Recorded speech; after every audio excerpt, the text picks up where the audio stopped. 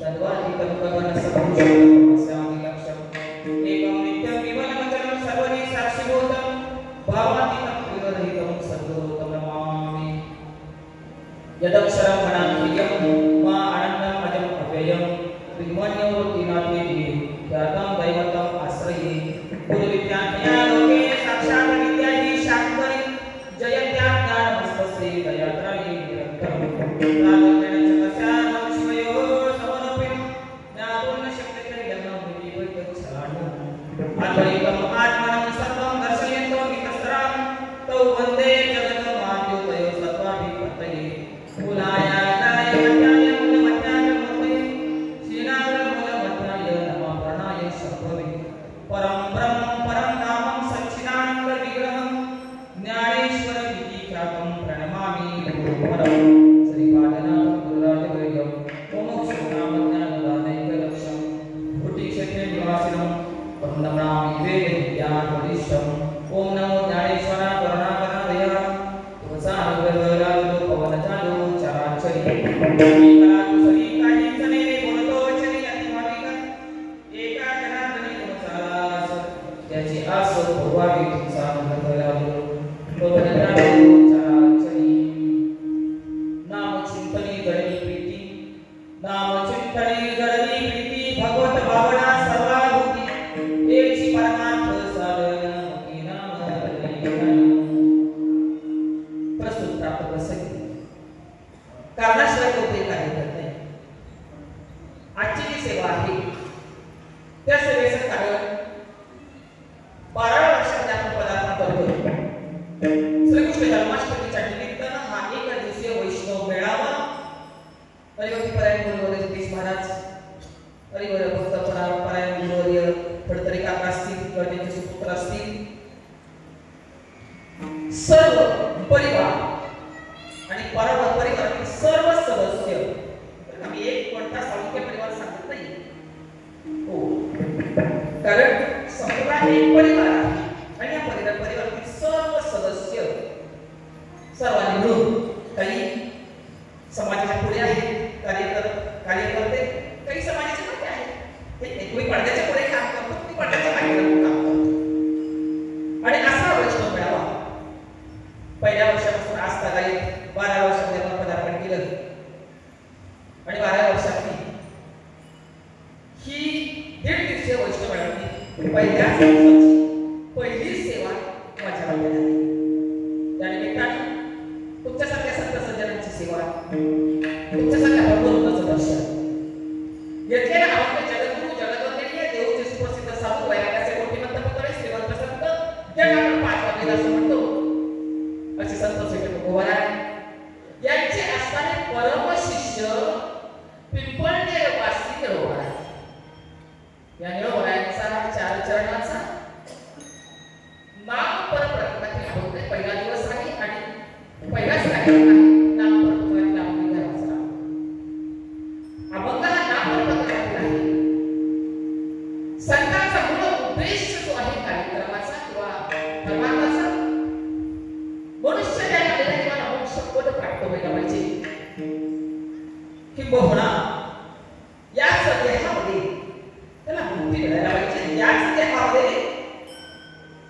हर एक पदार्थ एकरूप होऊन सच्चिदानंद स्वरूपाची ऐक्य साधणं हे मनुष्य देहाचे मुख्य काम करत आहे आणि हे सांगण्यासाठी हे व्यासपीठ आहे व्यासपीठमध्ये गड्यामापाचा मार्ग सांगणं नाही तुमच्या आमच्या घराघराच्या कहाण्या सांगून तुमचं मनोरंजन करणं हा भक्तीचा किंवा परमार्थाचा हेतू नाही परमार्थाचा मुख्य हेतू जो आहे तो जीव ब्रह्म ऐक्य ज्ञान प्राप्त करून घेणं वास्तविकता प्राप्त करून घेणं हे सुद्धा पूर्ण व्यवहारात आहे प्राप्तच आहे फक्त आलेली आवरण काढण्यासाठी श्री गुरुच्या सानिध्यामध्ये राहू आपला आवरण दोष घालवून आपल्याकडे अनेक दोष आहेत मन विक्षेप आवरण पण आवरण नावाचा दोष आहे ना मन नावाचा दोष हा निष्काम कर्माला सांगतो विक्षेप नावाचा दोष निष्काम उपासनेला जातो पण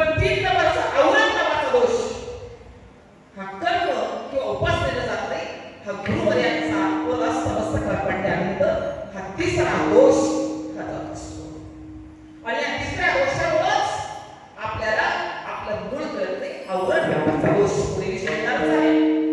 म्हणून हे निरोपायांचा नापक प्रकारतील अभंग आहे.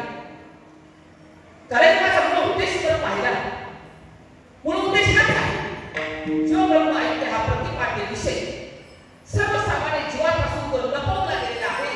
जे भूयंतम ज्ञान की आता ते राहिलं नाही, आता ते होत नाही, त्याला अधिकारी लागतो असं काही नसतं. हो म्हणजे नागपाल असतात हरी पद प्राप्ती डोळ्या भागी अभिमानी असती कर्मवास. हरी या नित्य पदाला प्राप्त होण्यासाठी ही योजना आहे. पण काहीतरी कारण लागतं. बरं नागामध्ये होत नाही आपण परमार्थ सांगू शकत नाही. पण निमित्त कोणतं आहे? आजचं निमित्त आहे कृष्ण जन्माष्टमीचं आहे. कृष्ण जन्माष्टमी, त्यानंतर ज्ञानोबरायांचा आज जन्मदिन आहे. त्यानंतर आज 15 ऑगस्ट आहे आणि दुधात साखर हा त्रिवेणी संगम आणि दुधात साखर आपला तपोपूर्ती सोहळा आहे. वैष्णव मेळाव्याचा आजचा तपोपूर्ती सोहळा. या सगळ्याच औचित्य साधून आता धर्म कार्याचा उद्देश लक्षात घ्यायचा आहे. वास्तविक पाहता हा मंडप आहे धर्माचा मंडप आहे. हो जरी कार्यालय लग्न कार्यालय असलं तरी मंडप हा धर्म मंडप आहे. आणि या धर्म मंडपामधून आम्हाला धर्म सांगण्यासाठी देवाचंही अवतरण आहे, आणि संतांचंही अवतरण आहे. देवाचं प्रगटीकरण, संतांचं प्रगटीकरण कशासाठी आहे? तर धर्म कार्यासाठी आहे. आज देवही जन्माला आले, कृष्ण परमात्मा आणि ज्ञानोबरायांचा महान जन्म आहे.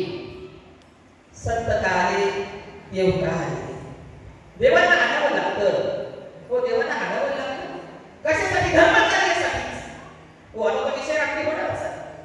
धर्म कार्यासाठीच देवाला आणावं लागतं आणि संत का येतात. संत आपण होऊन आले ते धर्म कार्यासाठी सांगतात. हो आणि युगायुगामध्ये देव आणि संतांचं हे कार्य चालू आहे. आणि आजही धर्माच्या मार्गावर जे चालतात ते कोण आहे? धर्म रक्षणेचे नर तेच विष्णूचे अवतार. आज नाही का? पण ज्ञानोबा नाही का? पण कृष्ण परमात्मा नाही का? तर धर्म रक्षणाच्यासाठी जे पुढे आले ते आज खऱ्या अर्थानं देवाचेच अवतार आहे, देवच आहे. आणि म्हणून या धर्म कार्याचा एक केलेला प्रयत्न आपण ज्ञानोबरायांचा सांगतात की परमात्म्यासारखे भक्तीसाठी देवाचं प्रागट्य आहे. वास्तविक पाहता तो कसा आहे? तो अयोनी संभोग आहे. अयोनी संभोग म्हणजे अव्यक्त आहे. एका ठिकाणी अव्यक्त म्हणणं, एका ठिकाणी निराकार म्हणणं. त्याला काही विधिमुखाने वर्णन करतात, काही निषेधमुखाने वर्णन करतात. पण देवाचंच वर्णन करायचं आहे. देव काय? धर्म कार्याकरता सांगताना आले. आता धर्म म्हणजे काय? धर्म माझी धर्म स्वस्वरूपी राणे हाची खरा धर्म. धर्म हा चोख निज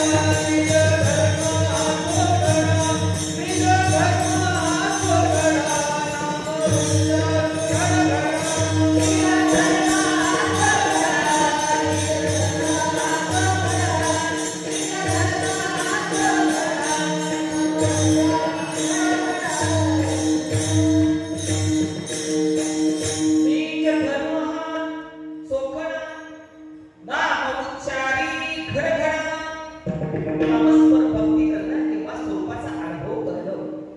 पण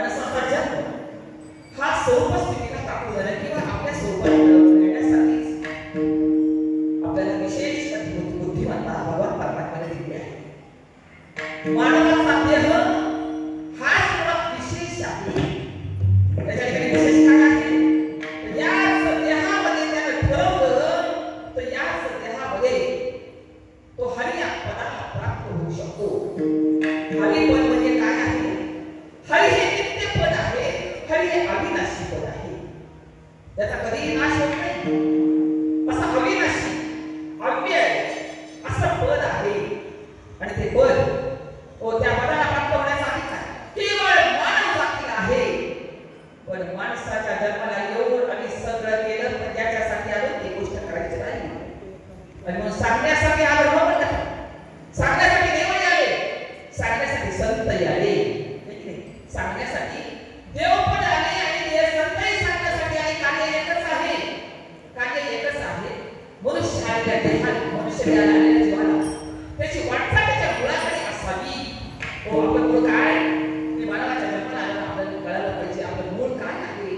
मी कोण आहे, मी कोण आहे, मी देह आहे की मी आत्मा, मी माणूस आहे की मी ब्रह्म आहे. वास्तविक पाहता आम्ही आम्हाला माणूस समजतोय, आम्ही आम्हाला देहधारी समजतोय, आम्ही जन्माला येतो असं मी समजतोय, मी मरणार आहे असं समजतोय, मी सुखी आहे असं समजतो, मी दुःखी आहे असं समजतो, मी कर्माच्या अधीन आहे असं समजतो. हे सगळं आपण हे समजून स्वतः समजले नाही.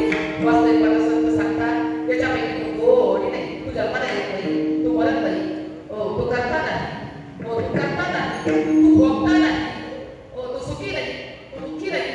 याच्यापेक्षा तू वेगळा आहे. तू वेगळा कोण आहेस तर सच्चिदानंद रूपम शिवोहम शिवोहम शिवोहम. मी कोण आहे, मी त्या परमात्म्याचा एक अंश आहे. तो अंशी आहे, विश्वात्मक परमात्मा अंशी आहे, मी त्याचा अंश आहे. या अंशानं त्या अंशीकडे लीन होण्यासाठी मार्ग कोणता आहे आणि ते मार्ग सांगण्याचे व्यासपीठ आहे. ते व्यासपीठ व्यासाने जो मार्ग सांगितला त्या मार्गाने गेलं तर ती वस्तू आपल्याला 100% सापडते. जसं एखाद्या चोराने चोरी करावी, तशी एखाद्या चोराने चोरी करावी आणि त्याचा माग काढत गेल्यानंतर आपल्या घरातून हरवलेल्या वस्तू त्याचा माग काढत गेल्यानंतर माग जिथे संपतो तिथं ती वस्तू सापडते. माग जिथं संपतो ना तिथं ती वस्तू सापडते. तसं आपण कोणाचा माग कोणाच्या मागाने जायचंय तर ते सांगतात व्यासांचा मागोवा घेतो, भाष्यकाराने वाट पुसितो. आपण कोणाला वाट पुसायची आणि कोणाच्या मागावर जायचंय.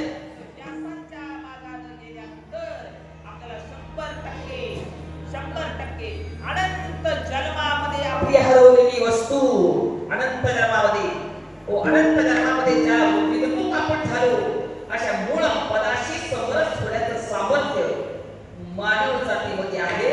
पण झालंय काय आपल्या ठिकाणी अज्ञानाचे 2 दोष तयार झाले. आवरण नावाचा दोष आणि विक्षेप नावाचा दोष. आवरण म्हणजे काय, आलेली वस्तू झाकून टाकली, ही वस्तू मूळ वस्तू आहे तिला झाकून टाकायचं आणि नको तेच पाहिजे त्याला विक्षेप असं म्हणतात. म्हणजे पडलेली आहे दोरी, पण अंधाऱ्या रात्रीमध्ये दिसतोय तो सर्प. मग आता हा आवरण दोष आणि विक्षेप दोष कसा तयार होतो आणि आम्हाला माणूस का समजतो आणि आम्हाला ब्रह्म का समजत नाही. आवरण दोष आहे, विक्षेप दोष आहे. आणि हा दोष कधी तयार होतो माहिती का, हा दोष तयार होण्यासाठी पूर्ण प्रकाश जर असेल ना, रात्रीचा पूर्ण प्रकाश असेल तर वस्तू काय पडलेली आहे हे दिसते आणि पूर्ण अंधार असेल तर वस्तू कोणती पडलेली आहे हे दिसत नाही. पण संधी प्रकाश जर अंधार नाही आणि जर उजेड नाही, अशा स्थितीमध्ये संधी प्रकाश आहे आणि त्या संधी प्रकाशामध्ये काहीतरी पडलेलं आहे. इदम त्याला म्हणतात, काहीतरी पडलंय. काय पडलंय हे माहिती नाही, फक्त वाकडं तिकडं पडलंय म्हणून आम्ही त्याला सर्व समजलो. पण आता ही झालेली भ्रांती घालवायची असेल तर आम्हाला काय करावं लागेल, प्रकाश करावा लागेल. माहिती नाही, प्रकाश करावा लागेल. मग मोबाईलची बॅटरी दाखवा किंवा अन्य कोणती बॅटरी दाखवा, प्रकाश केल्याबरोबर आमचा भ्रम गेला आणि मला वाटलं सर्पच होता, पण हा तर 2 पडलेला आहे. भ्रांती केली कशानं, प्रकाशानं. तसं आमची भ्रांती घालवण्यासाठी, आमचं जीवन प्रकाश मिळवण्यासाठी, आम्हाला अज्ञानाकडून ज्ञानाकडे नेण्यासाठी, आम्हाला अंधकाराकडून प्रकाशाकडे नेण्यासाठी जो मार्ग दाखवायला आले ना ते साधू संत आहे. म्हणून त्या संतांच्या मार्ग काढल्यानंतर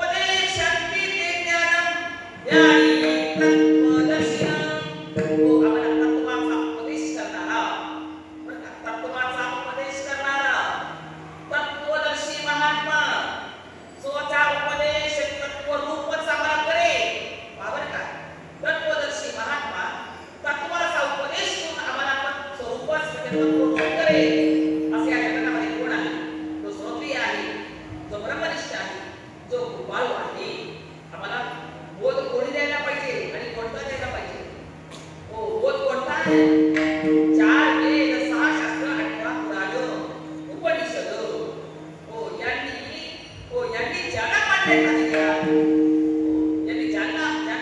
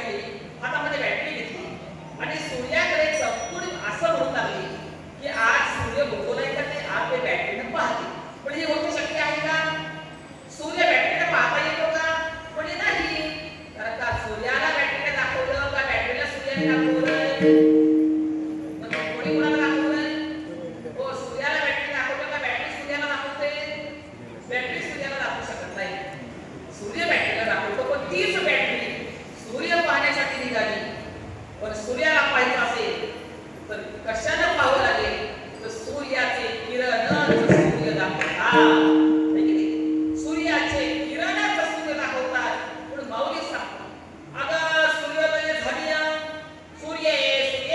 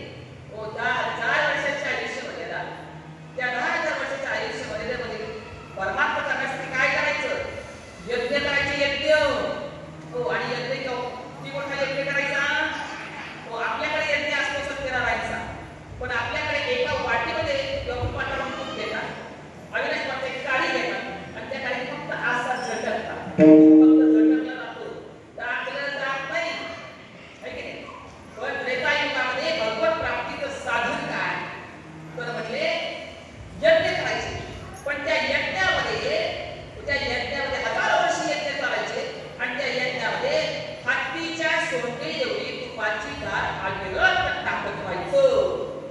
यज्ञ देवता प्रगट होऊन भगवत प्राप्तीचं साधन त्याला मिळत होतं. त्यानंतर युग बदललं, साधन बदललं, व्यापारी युगानं आयुष्य बदलायला मुली झाली. 1000 वर्षाचं आयुष्य, 1000 वर्षाच्या आयुष्यामध्ये भक्ती करायची असेल, परमार्थ करायचा असेल, त्याची वाणी काय करायचं? 12 वर्ष गुरुची सेवा करायची. 12 वर्ष गुरुची सेवा करून गुरु प्रसन्न झाले तर तुझा मान द्यायची. नाही तर देत नव्हते. 12 वर्ष गुरुची सेवा करायची. गुरुनी सांगितलं तेच करायचं. काय केलं आठवण नाका. 12 वर्ष नांगर खांद्यात गुरु म्हणाल्या, गुरुची वाट पाह. गुरुने सांगितलं असाच उभारा. तसाच उभारायला 12 वर्ष आठवण ना. 12 वर्षांनी श्री गुरु आले, प्रसन्न झाले. तर श्री गुरुची प्रसन्नता ही आम्हाला ज्ञानाला कारणीभूत ठरते. आपल्यावर श्री गुरु प्रसन्न असले पाहिजे बरं का. कारण श्री गुरु म्हणजे काही कोणी व्यक्ती नाही. श्री गुरु म्हणजे एक शक्ती आहे.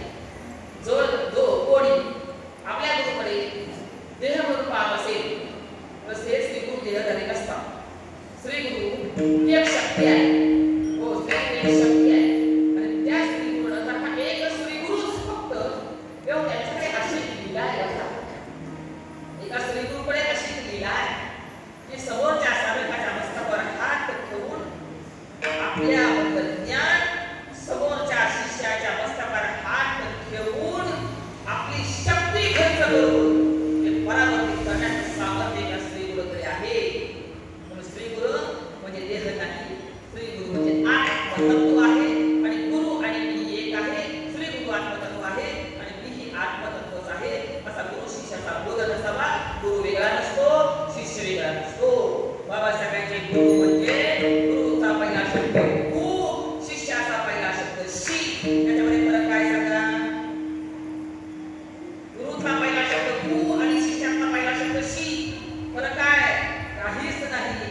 तसं गुरु आपल्या ज्ञान त्या जीवाला देऊन त्याला आपल्यासारखं करतात आणि दोघांना एक समूह. गुरु ही आत्मस्वरूप आणि शिष्य आत्मस्वरूपाला प्राप्त होतो. एवढी मोठी अगाध शक्ती श्री गुरुच्या कृपेनं म्हणजे नामस्मरण. व्यापारी युगामध्ये 12 वर्ष गुरुची सेवा केल्यानंतर श्री गुरु प्रसन्न व्हायचे. मग पहिलं नाम दिलं जायचं अनुग्रह. तर शास्त्रानं अनुग्रह आणि प्रबोध या दोन क्रिया सांगितलेल्या आहेत. तुम्ही मान्य करा किंवा नका करू, तुमच्या मान्यतेवर परमार्थ अजिबात नाही. जे आहे ते आहेच. जे आहे ते सूर्याला जर तुम्ही ग्रहाकडे झाकायचा प्रयत्न केला तर सूर्य काही झाकणार आहे का? पण तुमच्या म्हणण्यावर सूर्य नाही. तसं परमात्मा तुमच्या म्हणण्यावर नाही. शास्त्रानं जे सिद्ध केलेलं आहे तेच आम्हाला करावं लागेल. 12 वर्षात गुरु प्रसन्न झाले की अनुग्रह द्यायचे. अनुग्रहाची सेवा 12 वर्ष करायची. अनुग्रहाची नामाचं साधन हे 12 वर्ष त्याची सेवा करायची म्हणजे नामस्मरण करायचं. 12 वर्षाने श्री गुरु यायचे आणि मग पुढचा मार्ग प्रबोध मार्ग करायचा. आणि प्रबोधाचं चिंतन केल्यानंतर मग जगामध्ये भटकंती करायची. उदाहरणार्थ नवनाथ आणि तेच केलं सगळ्यांनी. काही की नाही किती पाण्यात कोण 12 वर्ष राहिले, कोण शरीकडे बघत 12 वर्ष राहिले. गुरुची कृपा होण्यास आता कलियुगामध्ये एवढा अवघड का सांगितलं. कलियुगामध्ये आयुष्यामध्ये थोडी आहे. 100 वर्षाचं आयुष्य आहे. त्याच्यामध्ये पण बालपण गेलं, त्याच्यामध्ये तारुण्य आहे, त्याच्यामध्ये वयोवृद्धता आहे. बालपणामध्ये आम्ही काय केलं? साधू संत सांगतात बालपण खेळण्यात गेले, ब्रह्मदेवाचे साधन नाही केले आणि अजून तरी सावध होणे म्हणा. संसार थोडा देह पाण्याचा म्हणून बालपण खेळण्यात गेलं. आम्ही परमार्थ केलाच नाही. आता हे तेवढे जे गती तयार आपली धर्म ठेवी सामान्य सगळं वालवडीचे करतात, ती सुद्धा करतात. आजोबा पंतप्रधान करतात, केस नाटवंत करतात. आमच्या घरामध्ये परमार्थाचं वळण नव्हतं. आमचं आम्ही बालपण गल्लीमध्ये मोठ्या खेळण्यामध्ये घालवलं. तसं तरुणपण कधी आलं? आम्ही आमचं बालपण आमच्या डोळ्याने पाहिलं. आमचं तरुणपण आम्ही आमच्या डोळ्याने पाहिलं. तरुणपण आमच्या डोळ्याने कधी गेलं आमचं तरुणपण. डोळ्याने संपलं. म्हणजे साधू संत सांगतात तरुणपणी तुझ्या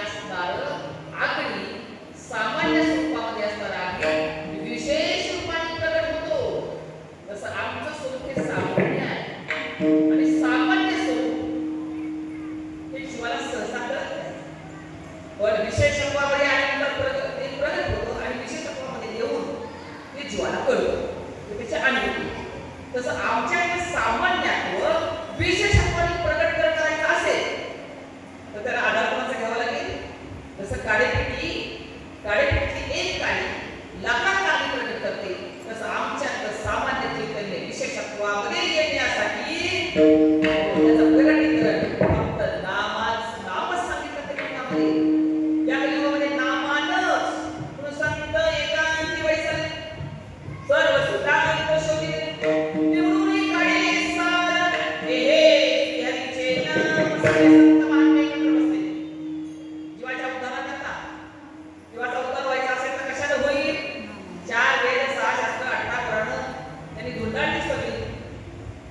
आणि श्रुतीची वेदांनी मान्यता दिली नावाला दिली की नावानेच आपल्यामधलं विशेष चैतन्य प्रगट होईल, सामान्य चैतन्य विशेषत्वाने येईल.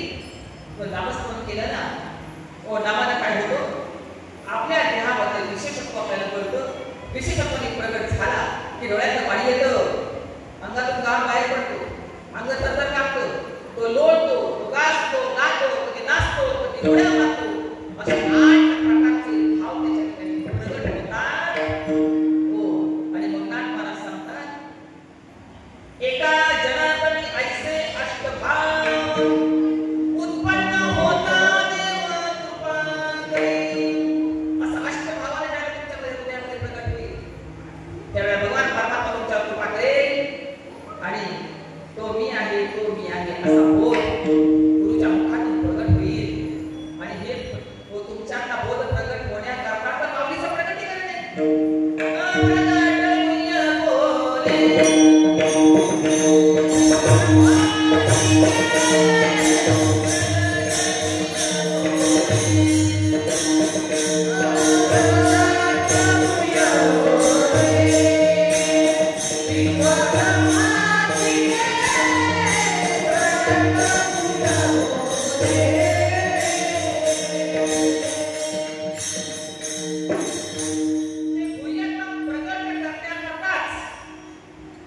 श्रीकृष्ण परमात्म्याने गोपींना सांगितलं, गोपाळांना सांगितलं हे गुह्य प्रगट करण्याकरता तोच महाविष्णूचा अवतार सखा माझा ज्ञानेश्वर. ते गुह्य प्रगट करण्याकरता किंबहुना जीवाला त्याचा जीवपणा लावून त्याला शिव स्वरूपाला. आता शिव म्हणजे शंकर नाही बरं का, शिव म्हणजे शंकर नाही, शिव म्हणजे ब्रह्मस्वरूपता. कारण शिव म्हणजे शंकर जर म्हणावा तर अमृतानुभवामध्ये उभी गेलेली आहे. जीवपणाचे मी त्रासे या आपले कशी शिव ही मूर्त पुसे जया जोशिया. शंकर सुद्धा हे मायेने निर्माण केलेला आहे. ब्रह्मा विष्णू महेश कुठपर्यंत माया आहे, माया ईश्वरापर्यंत आहे, माया ईश्वरापर्यंत आहे. आणि ईश्वरापर्यंत खऱ्या अर्थानं कार्यकारी भाव आहे मायेपर्यंत. आणि मायेच्या पलीकडे अधिष्ठान भाव आहे, माया भावावर अधिष्ठान. पण ज्या मायेला आणि ईश्वर आहे ती सृष्टी निर्माण केली. सृष्टी निर्माण करत असताना तो कधी देवदेवी होतो, कधी प्रकृती पुरुष होतो, कधी माया ईश्वर होतो, कधी शांभवी होतो. माऊली त्याला घडवते असंही म्हणतात. ती सृष्टी निर्माण केली आणि या सृष्टी निर्माण करताना त्याने ब्रह्मा विष्णू महेशाला निर्माण केलं. पण तो महेश म्हणजे शंकर सुद्धा अशी इच्छा करतात, मी जीवपणाला त्रासलोय, माझ्या मूळ दशेला मला प्राप्त व्हायचंय. जीवपणाचे मी त्रासले या वया आपले दशे शिव ही मुहूर्त पुसे जया जोशी. यावे जोशी म्हणजे आडनावाचा नाही, जोशी म्हणजे कोण आहे, जोशी म्हणजे जीव ब्रह्म ऐक्य ज्ञानाचा बोध करून मला ब्रह्मस्थितीला जो प्राप्त करून देईल असा जोशी तो महात्मा मला कोणत्या दिवशी भेटेल आणि तो कोणता मुहूर्त असेल. मला सांगण्याचं तात्पर्य काय आहे, शिव या स्वरूपाला प्राप्त होणं म्हणजे ब्रह्मतत्वाला प्राप्त होणं. आणि या ब्रह्मतत्वाला प्राप्त होण्याकरताच हे शरीर तुम्हाला मिळालेलं आहे. म्हणून हे शरीर खाऊन पिऊन नाचवण्यासाठी नाही. हे शरीर एकदाच मिळेल, पण एकदाच मिळेल शरीर त्याचं मुख्य कर्तव्य जर काय असेल तर परम पुरुषार्थ प्राप्त करून घेणं. त्याला 4 पुरुषार्थ सांगितले, धर्म अर्थ काम आणि मोक्ष. चौथा पुरुषार्थ जो आहे तो श्री गुरु किंवा संतांच्या कृपेने तो मिळत असतो. कारण ते आपल्या हातावर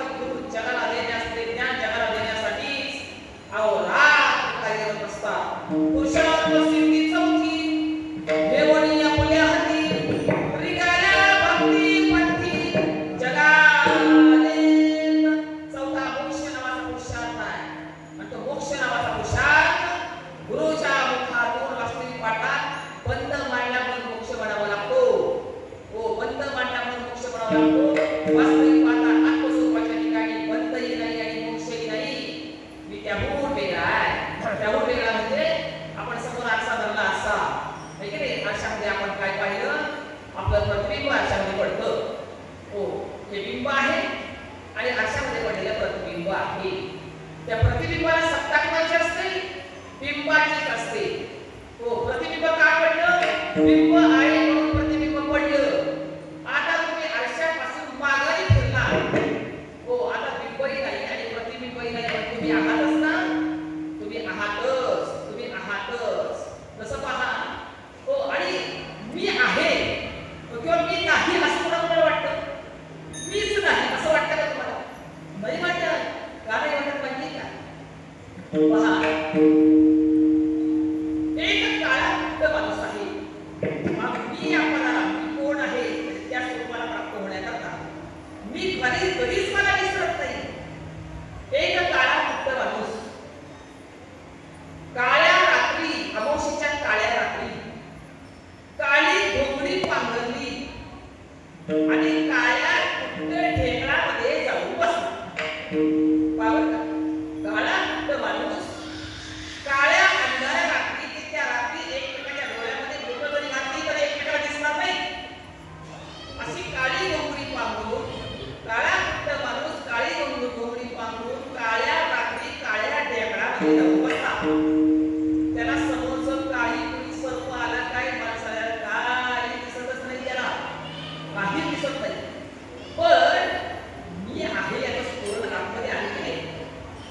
हो, मी आहे. आपल्या घरात लाईट गेली ना, लाईट झाली आणि आपल्या मोबाईल इकडे पडलेले असावे, कोणीच तुम्हाला दिसत नाही. आणि तो बॅटरी घ्यायला उठतो ना, मोबाईल कुठे रे? आपण हो मी इथे आहे बरं का, मी इथे आहे. दिसत नाही, पण मी दिसत नाही. आणि मी नेमका आहे तरी कोण? आणि हा मी आहे ना, आज स्फुरण आहे मीच. पण ते स्फुरण आपण विसरलेलो आहोत. साधू संत सांगतात, तो मी आहे ना, तो मीच तो आहे. तो मी तोच मी आहे, तोच मी आहे. तो विश्वामध्ये आपल्याला आहे, तोच मी आहे. जसं फुग्याच्या आतही हवा असते, फुग्याच्या बाहेरही हवा असते. पण फुगा फोडला ना, आतली हवा बाहेरच्या हवेशी एकरूप जाते का वेगळी राहते? एकरूप होते. तसं आमचे हे फुगे आहेत, ते फुगे एवढे फुगलेत ना आमचे फुगे, की फुटायलाच मागत नाही. हा फुटला ना, फुटला म्हणजे जिवंतपणी कळणं महत्वाचं आहे. मी देह नाही, मी हे नाही, मी ते आहे. मी हे नाही, मी ते आहे. तो मी हा बोध, मी तो वासुदेव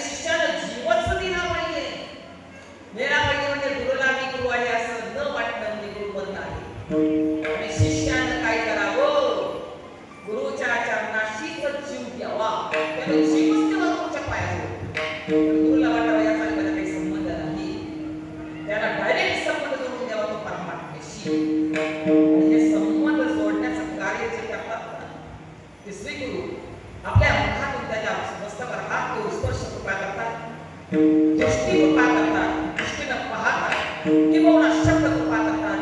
आपल्या मुखातून ते महावाक्य त्याच्या कानावर टाकतात. तो ब्रह्मबोध त्याला करतात. त्या ब्रह्मबोधाचं चिंतन करता करता चिंतने तद्रूपता, त्या नामाचं चिंतन करता करता नामाचं चिंतन करता करता करता काय होतं? होय संसाराची तुटी नाम घेता उठावती. होय संसाराची तुटी. संसार म्हणजे कोणता? आपल्या गाडग्याचा नाही. हा जन्ममरणाची संसार. हा जन्ममरणाची संसार त्याला संत करतात आणि आपल्या स्वरूपाला प्राप्त करून देतात. ही नामाची शक्ती आहे. म्हणून आपल्याला कळावं बरं का, आपल्याला कळावं. जसं मी सांगत होते ना, मी आहे तसा आहेच. म्हणजे जसं बिंब प्रतिबिंब आरसामध्ये घातलं प्रतिबिंब, मी बिंब पण आरशापासून मागे कोण ठरवलं ना की मी आहेच. तर तसं तू काय करणार? कोण आहेस? तू कोण आहेस? मी वासुदेव तत्वतः कळो येईल विचारिता आहे त्यावर समाधी असता नाही तुला आणि मागच्या मी वासुदेवच आहे. मी वासुदेव म्हणा, मी राम म्हणा, मी कृष्ण म्हणा, मी काय म्हणायचं म्हणा, काय म्हणायचं म्हणा, वस्तू म्हणजे एकच आहे. आणि ती वस्तू म्हणजे आत्मवस्तू आहे. ती आत्मवस्तू प्राप्तच आहे. पृथ्वी ज्ञानमध्ये आहे पण वायव्य प्राप्त नव्हे, पण गुरु कृपा आहे प्राप्त. श्री गुरुच्या कृपेनं प्राप्त झाला असा व्यवहार होतो. बरं का? गुरुच्या कृपेनं प्राप्त झाला असा व्यवहार होतो. वस्तू प्राप्तच आहे. गुरु शिष्य पण असा व्यवहार आहे. परमात्मा गुरु वेगळा आहे. म्हणून पण गुरुच्या मुखातून दिलेलं नाम याची साधना, याची चिंतन केलं. चिंतन करता करता करता पण ते कसं करावं? ते अवधीत करावं, नामापर्यंत करावं. काही जण म्हणतात माझी अवस्थाच होत नाही. किती वेळ बसावं? किती वेळ बसावं? मी तास बसतो, मी 2 तास बसतो. आणि तो दिवसभर जरी बसला ना, दिवसभर जरी बसला काही होणार नाही. कारण नामावर प्रेम असावं लागतं, आवडीने करावं लागतं. तुम्ही जितकं मनापासून करताल, जितकं प्रेमाने करताल, तो प्रेमाचाच विषय आहे. नामावर प्रेम केलं ना तत्क्षणी सांगितलं, तत्क्षणी म्हणजे बाबा सांगायचे होती जीवन मुक्त हेळा रे. पाण्यावरची लाट पाण्यावर उठते आणि पाण्यात समावते. त्याला कालावधी किती असतो?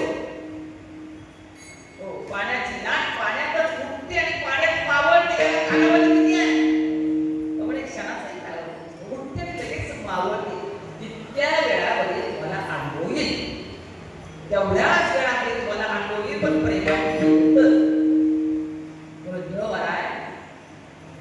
तुकोबरायांच्या कृपेनं जे नामस्मरण कळालं वास्तविक पाहता तुकोबरायांना पाहायला गेले तर कोण होते? म्हणे रामेश्वर भट्ट तुझ्या तुका विष्णू नाही तुझा. तसे ज्ञानोबराय महाविष्णू, तसे तुकोबराय महाविष्णू होते. पण तुकोबराय वैकुंठाला गेल्यानंतर तीनदा आले असे काय? एकदा आपल्या मुलीसाठी आणि भगीरथीसाठी.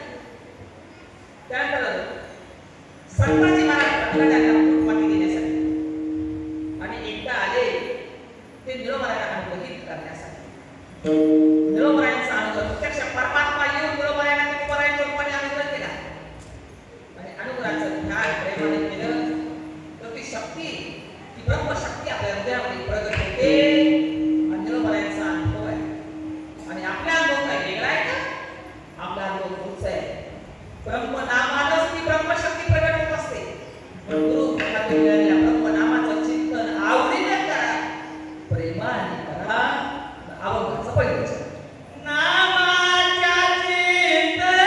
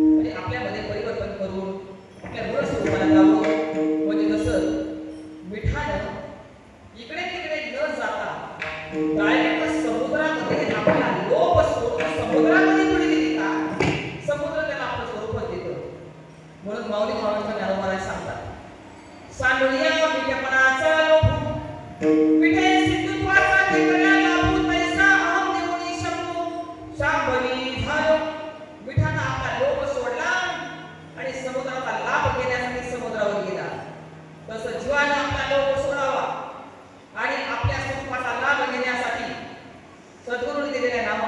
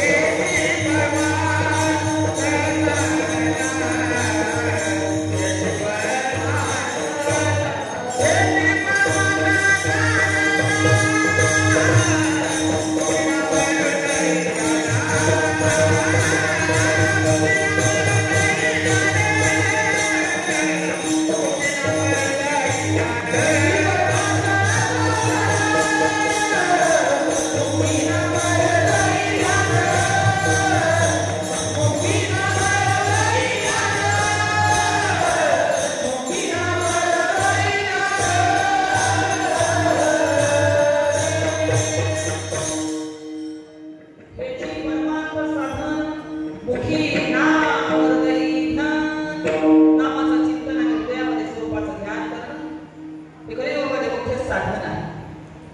आणि ज्याला हे साधन प्राप्त झालं त्याच्या ठिकाणी कोणतेही विषय कोणताही लोभ राहत नाही. कोणतेही विषय योग असतो तो अव्यवहार्य स्थितीमध्ये राहत असतो. आपण अव्यवहारी आहे कारण ब्रह्मस्वरूपाच्या ठिकाणी कोणताही व्यवहार नाही. ब्रह्म व्यवहार आहे तो जीवाच्या ठिकाणी आहे. ब्रह्मस्वरूपाच्या ठिकाणी कोणताही व्यवहार नाही. अव्यवहार्य अशी आपली स्थिती आहे.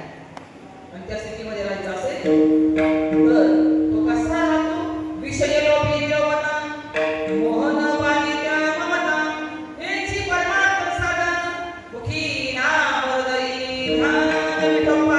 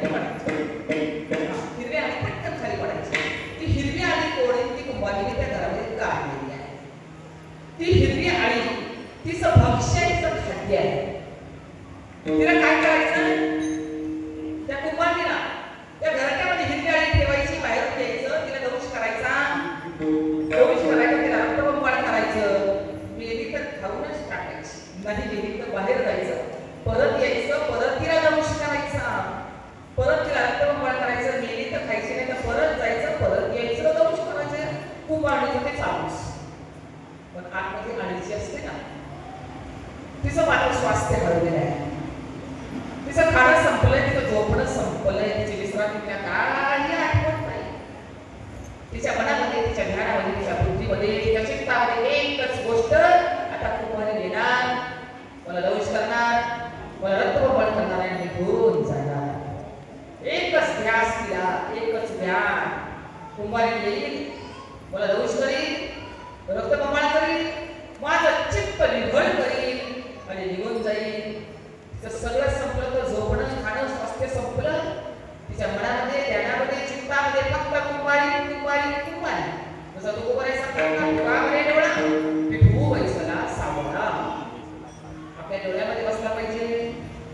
डोळ्यांच्या डोळ्यामध्ये बसला पाहिजे, मनामध्ये ध्यानामध्ये चित्तामध्ये नामस्मरण पाहिजे. त्याचा परिणाम काय झाला की आळीला कुंभारीचा ध्यास लागला आणि कुंभारीलाच आळीसारखे पंख फुटले आणि आळीच कुंभारी होऊन त्या गड्ड्यात बाहेर पडली. त्याचा सिद्धांत असा, एका आळीला कुंभारीचा ध्यास लागला तर आळी कुंभारी होते. जीवानं जर नामानं परमात्म्याचा ध्यास घेतला तर जीव प्रभू होणार नाही का? 100% होणार. तो दृष्टांत त्यांनी सांगितला, मी त्याचा पंढरी राया मना सहित मागे चिंतन चित्ताला लागी मनाच्या मनाला कुंभणीच्या सुखा हात पांडुरंग भेट देतो. म्हणजे ते स्वरूपच आपल्याला येऊन टाकतो. बरोबर सांगता, हाच मार्ग शिवांचा होता, हाच मार्ग व्यासांचा होता, हाच मार्ग परीक्षितीचा आहे, हाच दत्तात्रयांचा आहे. आपल्या पूर्ण मालिकेचा हाच मार्ग आहे. पूर्ण संप्रदाय 4 संप्रदायासाठी ते स्वरूप प्रकाश चैतन्याने आणलं. हे संपूर्ण 4 संप्रदाय हाच मार्ग आपल्यापर्यंत आलेला संप्रदाय हा खऱ्या अर्थानं महाविष्णूपासून आणि अनेक महात्म्याच्या बलिदानानं, अनेक महात्म्याच्या त्यागानं हा मार्ग आपल्यापर्यंत आलाय. श्रीपाद बाबांनी खऱ्या अर्थानं या परमात्म्यासाठी फार मोठं योगदान आहे. वास्तविक पाहता महान विभूती असणारे श्रीपाद बाबा, रामदास बाबा त्यांना मराठी संत पदवी प्राप्त झाली आहे. या दोन महात्म्यांनी हा पूर्ण महाराष्ट्रभरात बाहेर म्हणा प्रचार आहे. त्याचं नाव मडके दादांच्या पर्यंत आलं. मडके दादांच्या कृपेनं हे नाव त्या सती पर्यंत आलं आणि सती भाऊनी व लेसेवक लागली द्वारी त्याचा वेदनेला गगनावरी आपलं लक्ष केलं, त्याच्यावर लक्ष केंद्रित केलं ना. अर्जुनाला एक गोष्ट होती, हो अर्जुनाला विचारलं होतं, द्रोणाचार्यांनी सगळे कौरव आणि पांडव गेले आणि एक समोरचं झाड दाखवलं. विचारलं सगळ्यांना, तो पहा तो झाड आहे, त्या झाडावर एक पक्षी बसलेला आहे, त्या पक्षाचा डावा डोळा तुम्हाला उघडायचा. दुर्योधनाला बोललं, दुर्योधना तुला काय दिसतंय? मला झाड दिसतंय.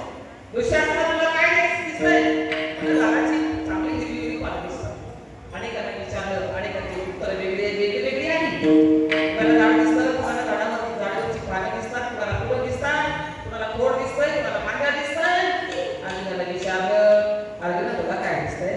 मला फक्त पक्षाचा डावा डोळा दिसतो. तसं मडके दादांच्या कृपेनं हो सती भाऊकडे आलं, अनेक महात्म्यांना ते मिळालं. पण आपल्या समोर लक्ष काय पाहिजे? लक्ष एकच आहे, धर्माचा प्रसार.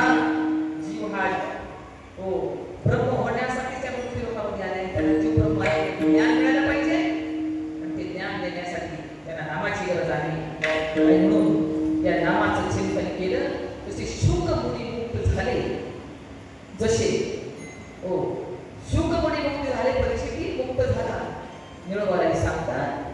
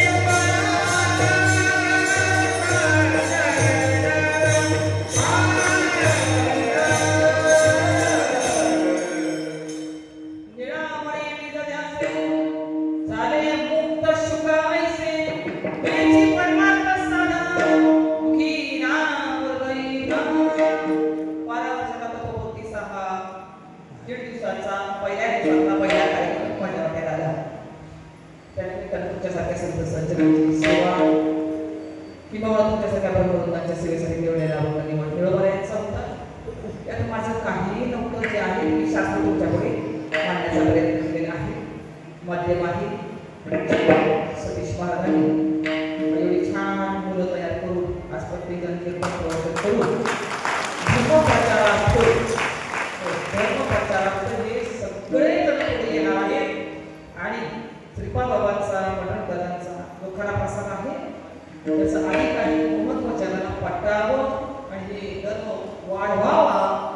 धर्म वाढवण्यासाठी शरीर वापरला गेलेला आहे. सत्यमुक्ती मार्गाचा प्रसार हा कार्यक्रमाचा हेतू आहे.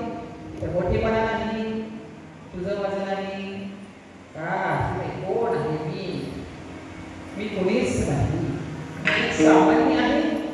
त्या सामान्याचा मी एक अंश आहे. सामान्यात सामान्य जर हात लागला तो परमात्मा साध्य नाही. याची सेवा सगळेच कीर्तनकार आहेत, सगळेच प्रवचनकार आहेत. तुम्हाला काय माहिती नाही ते सांगा. सगळं सगळ्यांना आता माहिती झालेलं आहे. पण तरी सुद्धा गुरुच्या कृपेने बोलण्याचा प्रयत्न केला. झालेली सेवा तुम्हा ब्रह्मभूताच्या चरणी. मला वाटतं तुम्ही म्हटलं